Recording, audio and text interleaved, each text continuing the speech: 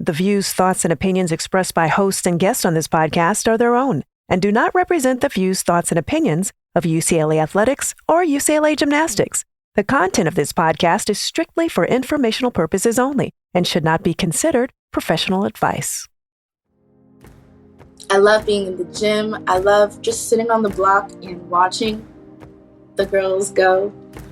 And what needs to be tweaked with this dance move? I need to tell Alex how much I love her new floor routine. I love being around great gymnastics. I just love the history of being a part of something so important. Just gymnastics in general. Welcome to the Bruins on Deck edition of the Resilience to Brilliance podcast, where you'll be inspired by riveting behind-the-scenes stories from current members of UCLA Gymnastics. I'm your host, Kim Hamilton Anthony. Here we go. Margzetta Frazier was on the 2017-2018 U.S. national team. At UCLA, she became the Pac-12 uneven bars champion and a four-time All-American. She finished her 2023 season having hit all 131 routines of her collegiate career, not a single fall. And 2024 marks her sixth year at UCLA. I sat down with her to chat about what motivated her to come back for another year and what resilience will look like for her during her final gymnastics season.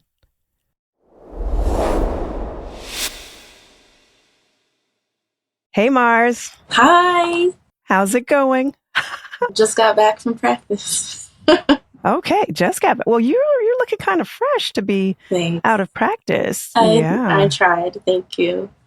You tried. Yeah. I'm still chalky, but all this is... there you go. Yeah. That's funny. That is funny. You're in your sixth year Yes. at UCLA, and many gymnasts are ready to be done after that fourth year or maybe even the fifth year. So what was it that inspired you to come back? Well, I would never be able to live with myself knowing that the opportunity was given to me to pursue another year at UCLA and I didn't take it. I knew it's something I had to do. And I knew that if I didn't want to have any regrets in life, I got to at least try. So a free education at the best school in the world, absolutely. I cannot turn it down. And then another year of the sport I love, that makes me emotional, last go around, and then doing it with my incredible team. It's just the opportunity I couldn't turn away. Yeah. Tell me about that emotion that you're feeling, even as you describe that. It's all coming now. I didn't get as emotional last year because I kind of felt like I still had some gas in my tank if I wanted to do another year. But this year, because it really is it's hitting me. I remember I was doing my floor routine with BJ a few weeks ago, and I just started crying. And this is my last floor routine I'm ever going to get. And that's just really, it's the end of an era for me. And gymnastics has been my life, literally my life. You know how it is. And, I do. Right. So it's just a good emotional. Like I'm really just embracing the last moments I have left. Oh, so how do you keep yourself motivated in the gym to keep things fresh, exciting, and fun? I try to keep up with the freshmen. I try to... Oh, okay. Yeah. They keep you going, huh? They inspire me so much. I love them. Oh. All the girls, just world-class gymnastics all around. All the girls, they're not playing it safe. They're doing huge gymnastics, so it's impossible not to be inspired. And then you look around the whole gym and you see all the banners and the pictures and the awards and the legacy. Like, how can you not be inspired? That's really good. Let's jump into your resilience story. Are there any lessons that you've learned from past experiences that you're able to tap into now as you finish out your sixth season? A lot of lessons, absolutely. I would say a big one is being your own biggest fan first. Huh. Yeah. Where does that come from? My dad has told me that my whole life, But especially in this new age of social media, Mm-hmm. it's so easy. And being a gymnast, period, you really look for validation through others. And Ah, yes. of course, you need corrections and everything, but sometimes you take it to heart, you take it personal, or it's mean, and it can really like dull your sparkle. And so I've learned, or I try to learn. It's hard to do all the time, but I try my best to just, no matter what, as long as I'm giving it my best attitude and my best effort, I'm proud of myself. Regardless of if the turn was bad, or the competition wasn't how I wanted it to, or my grade on the paper wasn't an A plus, it was a B plus, whatever. Mm-hmm. I gave it my best attitude and my best effort. So I'm going to bed proud of myself regardless. Very nice. What are some other lessons that you've learned in resilience through the years? So I say that one because I just remember I went a whole year without doing gymnastics, and then I started my 5th year and I was so sore. I am not 17 anymore. I tried to bounce back. It was not right. Ooh. And I just remember on my little scooter around campus, I'm scootering and I'm just crying down all the bumps because I'm just so sore and I'm tired. And that's how I started really tapping into my resilience as an adult, I would say, a young adult. That was really super challenging for me because I didn't feel like the gymnast I used to be. And I was being so over analytical and judgmental of myself when I should be proud of myself that I'm even trying again. And so that's where that comes from. Like the fact that you're waking up, you're putting your feet on the ground, you're washing your face, and you're going out and you're trying is enough to be proud of. So that's resilience in itself. And that whole year coming back, injuries, my ankles are toast. But Oof. That just comes with the path I chose. And so I got to walk it. And I got to make sure that I am waking up at the crack of dawn, going to treatment. I should be doing that more. Just being honest with myself. Being smart with my turns. Today, Janelle said, I need to start thinking like a professional athlete. And just you got grown men playing football for 20 years after they make it to the league because they are taking care of themselves so well. And when she said that to me 3 days ago. I'm like, oh, that makes a lot of sense. I'm not the gymnast I used to be. And that's okay. You're going to get different versions of yourself all the time. And it's important to give yourself grace and to grow with yourself. Like, for example, I wouldn't treat my little sister in a way that wasn't kind and sincere. So why would I treat myself like that? Why would I belittle myself? If you love yourself too, why would you not be kind to yourself? So that's a little resilience. Yeah, that's a lot of resilience because sometimes it is easier to be nice to other people than we are to ourselves. And we can be so hard because, I mean, that's a part of the sport in a sense, because we're trying so hard to reach perfection. We want to be our absolute best. And I love that Janelle told you that you should be thinking about how those pro athletes who are playing 20 years and they're hurting, but they're getting treatment. They're getting the sleep they need. They're doing those extra things to keep them out there on the field. I think that's such great advice. Thank you. I need to take it more. I should be doing more. I really should. But I'm doing the steps. I'm getting there. Good. Yeah. Good. I'm happy to hear that. Now, who do you call on when your days aren't going as perfectly as you would like them to go? Who do you call on for encouragement and support? I talk to my parents every day, both of them. So definitely them. It's like clockwork. After practice, I'm walking home, hey, and I just tell them how I did. And my mom can hear it in my voice. What's wrong, Zet? Ooh. I'm like, nothing. She's like, what's wrong? Zet, Mama knows. She knows. She knows. And my mom will give it to me straight, and my dad will baby me. So sometimes I'll call both of them, and depending on how stable I'm feeling determines the order of who I call. But Okay. They're always there for me, no matter what. Oh, that's really good. Mm. Are there any of your teammates that you rely on, or even past teammates that you look to for encouragement or support? Whenever Gracie Kramer comes into the gym, she really was my mom.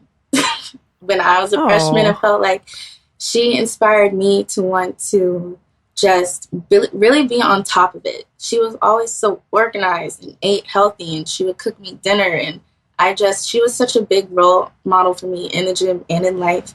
So I love that our friendship has expanded beyond gymnastics, and we still keep in touch. And I'm so proud of her stunt career. She's doing an amazing job. Like, gymnastics was just the beginning for her. She's taking off. We still keep in touch. She's my big sister always. And in the gym, there's so many Pisces in the gym. Like, I don't know why. So we have our little Pisces group, and we're all emotional and empathetic, and so we get each other emotionally. Like, Brooklyn's one of them, Emma Andres. So that's been good. Obviously, I'm trying to keep up with the freshmen. Just watching them, they have so much energy. They don't know what's coming. They're just ready to take the bull by the horns and go. So I'm with them. And our senior class is incredibly resilient. Just thinking about all of them, injury-wise, school-wise, they're taking some crazy majors. And they're so smart. And their grades are incredible. There's so much inspiration everywhere. And our managers even, they're like taking a final, running back to the gym, fixing the board, running back to take a... So there's inspiration everywhere. And I'm close with all the girls. It sounds like everyone is giving 100%. They're all in. They're there. And that inspires you. That inspires me. Shoot. Right. Even if it's not physical, like, they really are. They're showing up, and they're being exceptional teammates regardless. You talked about the freshmen not knowing what's coming. Yeah. You know what's coming for sure. So when you think about the upcoming meets, what meets are you particularly looking forward to? It's a little conceited, but my birthday is one of the home meets. Oh, so when's your birthday? It's February 25th. So we're home that day going against Cal. Okay. For the first time in like 5 years, I might see my whole family on my birthday. Oh, that'll be nice. I'm excited about that. Now, you talked about some of the ways that you're being resilient and how you'll be resilient this season. What about the person out there who is trying to achieve a goal? They want to be their absolute best. And there's some things that might pop up here and there that prevent them from just going straight there and achieving the goal. How would you encourage them to be resilient, whether they're a gymnast or not? Maybe they're out in the real world. They have a job. What would you say to them? You need to believe in something, someone, somewhere, yourself. You need to believe in something, whether that's your Lord and Savior or your parents or yourself or just your vision board. You have to believe in something. And you got to get out of bed and you got to try. And like I said before, it seems like the bare minimum, but the fact that you even are trying really is a big deal, and you should be really proud of yourself. With my faith, my mom has always taught me, ask, work, and you shall receive. And what's for you is for you. If you have 1 million people working hard for your dream, what makes you special enough to get that dream and beat out all those other 1 million people that want the same thing? Like, what makes you, why do you deserve it? That's what you need to believe in. So for anyone going through anything, first of all, you're not alone. I'm sure that there's someone down the street or in the next room that's been through something similar. And that's what I need to remember. Gratitude is everything. You know, Miss B, you can't be gracious, grateful, and anxious at the same time. And that's so true. It is. Scientifically, it's true. Yeah, absolutely. Yes. So just, it's not anything big. I feel like those are just tips I keep in my back pocket that keep me positive. Not in like a corny positive. It's authentic. I'm authentically positive because I really am. I'm being kind. I feel like I'm making choices that I would be proud of, and everything you do is a choice, so you just got to try. So that's my advice. Just try and be proud of that. And it seems small, but it means everything. It means everything to me. Great advice. Thank you. After this year, you'll be launching out into a totally different world. What are your plans after you finish your gymnastics career? The plans. I'm getting that resume together. Right now I'm doing actually an internship with UCLA's compliance office. And I'm working on a certification in project management and then another certification in sports and entertainment management. I'm excited to use my skills and just keep an open mind and just try things. I feel like I'm young enough to try anything. Oh, yeah. My parents got my back if I need some help. I'm excited to expand myself. That's really good. I'm excited for you. Thank you. And it's okay. You don't have to know exactly what you're doing as you come out, because you might try different things, and some things you thought you wanted to do, maybe you don't even enjoy them once you finally get an opportunity to do them, but you will find that path. And I love that you're expanding your opportunities, you're learning new things, and that'll give you more choices. Absolutely. Like I remember I've been cutting MJ's floor music for a few years now. Not while she's been in college, but for her elite career. And I was choreographing floor teams, doing the music. I was hopping in the studio myself and writing and recording, dabbling with that. I had a cute little show, the Mars mic'd up mini meet moments or whatever. Okay. And I was commentating. I would love to commentate gymnastics. I feel like that would be really fun. So just a lot of things. And then this internship, I'm learning about the rules and regulations of the NCAA. And so it's just expanding. Options are definitely open. I like to hear the different options that you're considering. Good stuff. Good stuff. Marz, I have one final question for you, and that is, what does living in Brilliance mode look like for you? Brilliance mode, I find that I'm the most healthy when I'm singing. I just realized that about myself about a month ago. And I hurt my ankle, the usual stuff, rolled it, whatever, it happens. I finally healed up and I dusted off my jukebox and turned my Bluetooth on and turned my speaker on. And I'm like, wow, I haven't sang in a month. I haven't listened to music except in the gym. Like I haven't been in my creative zone. And when I feel like I'm flourishing, it's when I'm creating. It's when I'm dancing, it's when I'm singing, and I'm happy-go-lucky me. So how I get there, I just need to make myself create, if that makes sense. So I love getting out, sitting in the sun, drawing with some markers, some Crayola markers. I love to paint. I love to create music. I have a little home studio. So I will sing, I'll record, I'll make some music, I'll make some poetry, I'll make some cover art. I love being in the gym. I love just sitting on the block and watching the girls go. And what needs to be tweaked with this dance move? I need to tell Alex how much I love her new floor routine. I love being around great gymnastics. I love gymnastics. I love watching it. I love learning about it, the history.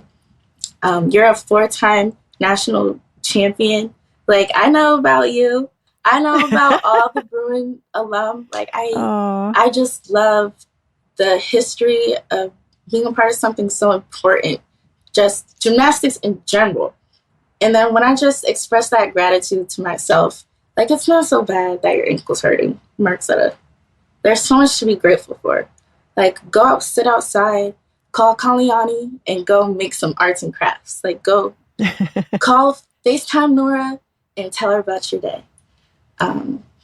Just making sure I'm around people that I love me, and that I'm doing things that bring me joy, which is being creative. So living in brilliance mode, I don't need much. I just need to be in my safe space. And I can create that anywhere as long as I look for the tools that I need to create it. Thank you. Creativity is king, and you're in the absolute best place, best city for creatives that I can imagine. It's hard to get in the funk or get stumped creatively when you're here, but it happens. And you gotta be kind. You really have to be kind to yourself. Gymnastics is hard enough. Like, the sport is hard enough. Life is hard enough. You at least gotta be there for you and lift yourself up, give yourself a hug. And that's what I think. Good stuff, Mars. Thank you so much for taking time out of your schedule. I know you're busy. Likewise. And I just appreciate you being here. Likewise. Thank you. This was so nice.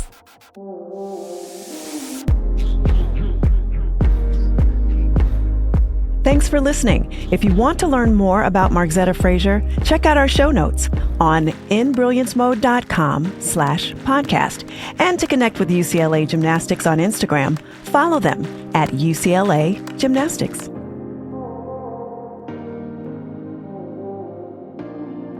Any use of this podcast without the express written consent of Brilliance Mode, LLC is prohibited.